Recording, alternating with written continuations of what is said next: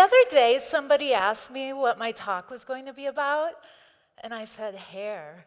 And they were like, hair? And I was like, yeah, why not hair? There's books written about hair, there's songs written about hair, there's even movies made about hair, salons, and barbershops. And beyond that, the musical Hair.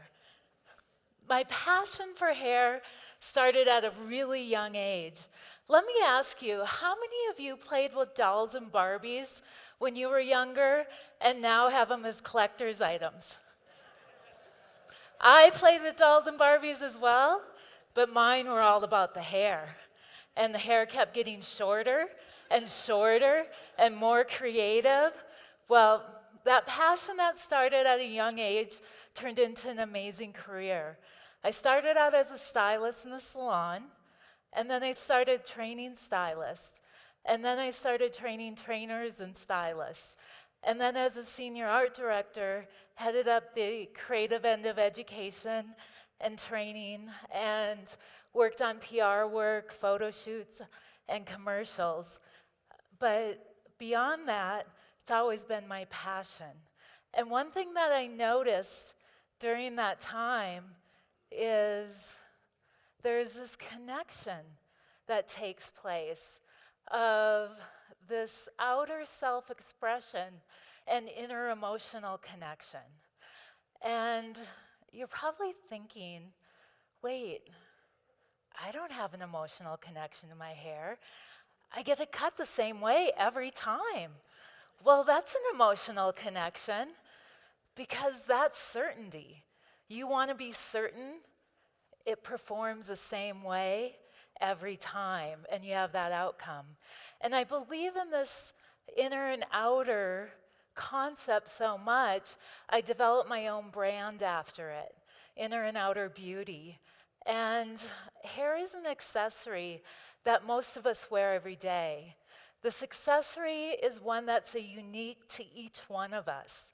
It could be long, it could be short, it could be curly, it could be straight.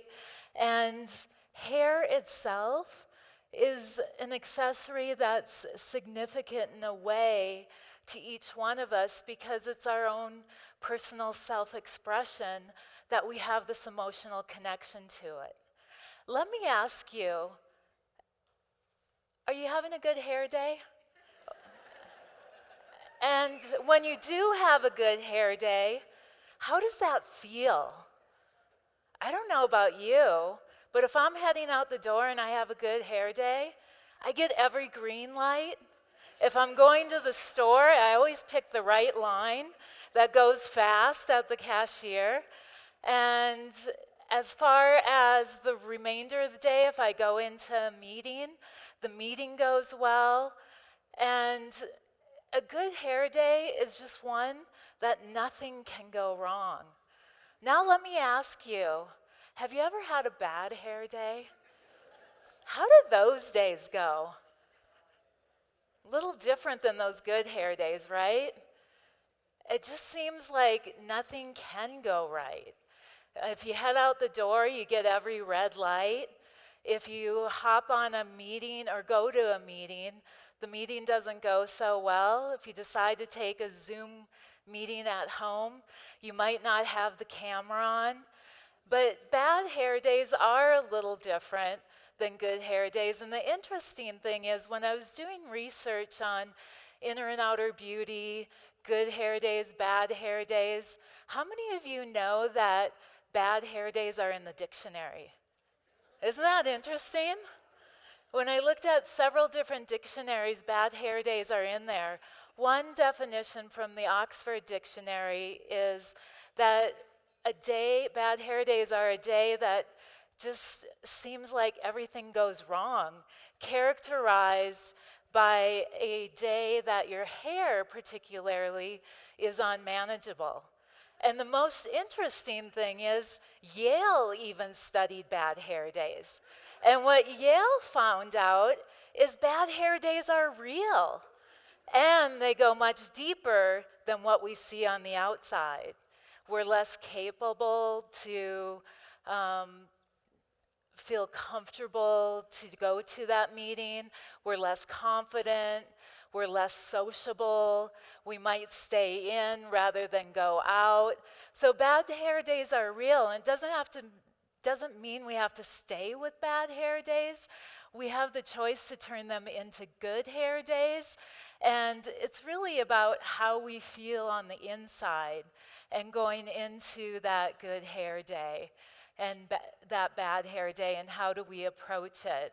And it's very interesting when life is out of control, we turn towards hair to build our confidence up and bring back our comfort. And how many of you remember during the pandemic, or the COVID pandemic just a couple years ago? Do you remember on social media all the memes? Salons were closed, everybody was at home, and everybody started playing with their hair. We didn't know what the heck was going on, and everybody felt like it was just normal to trim bangs or cut their partner's hair or to cut your roommate's hair or the children cut your hair or play around with a little bit of color and get creative. That made us comfortable. And then when salons opened, everybody was ready for something new. But beyond that, there's also something that when we're uncomfortable, how many of you have ever done the breakup haircut? You go through a breakup and you just need either a new self-expression, you need to feel better on the inside. I can think of one situation. I had a client come in, and does everybody know who Julia Roberts is? She has that long curly hair and it's about down to here. I had a client bring in a picture of Uma Thurman from Pulp Fiction. Do you know that? Remember Pulp Fiction and Uma Thurman? A very strong, straight across bang, straight bob to about right here, and very dark in color. And she wanted this look. And it wasn't a 5-minute consultation, it was much longer, because what we talked about is the maintenance, the change in texture of her hair, and she was ready for it. She wanted to create a new self-expression, and we did create the look. She kept with that same look for a couple years, and it was amazing. She really knocked it out of the ballpark with it. And as she wore the style, she started to let it grow out again. She started to go into her soft romantic curls. And about another year later, for her wedding, her hair was back down to a lot longer, softer curls. And she was ready to take on a new transition because she was feeling good with a new self-image again. And just recently, just a couple weeks ago, she came in and she was asking for a new look. And I quietly asked her, was there anything that was inspiring this new look? And she just said, well, for work, I just want it to be a little more professional and cleaned up. So that's one way that our outer self-expression links with our inner emotional connection, that feeling of empowerment. Also, there's the times that we get a new job and we want a new self-image, start a new school, start a new chapter in life.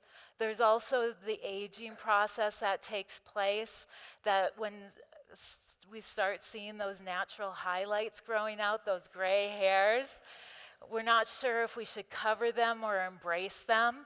That's all an internal feeling.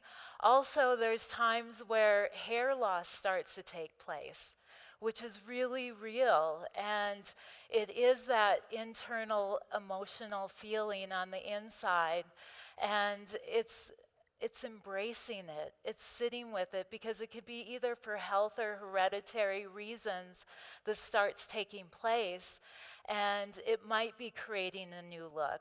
It might be finding products that help support that, and it is a process to go through.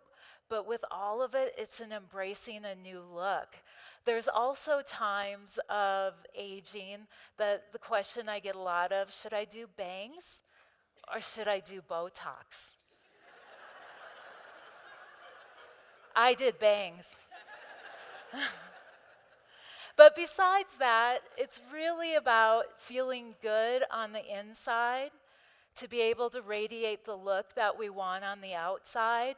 And it is a unique self-expression to each one of us. As I said earlier, that hair is a accessory that each of us wear that's unique to us, and making sure that we feel really good. And in this room, if we all feel really good on the inside and we can work towards that, just imagine the change that we could be in the world. Thank you.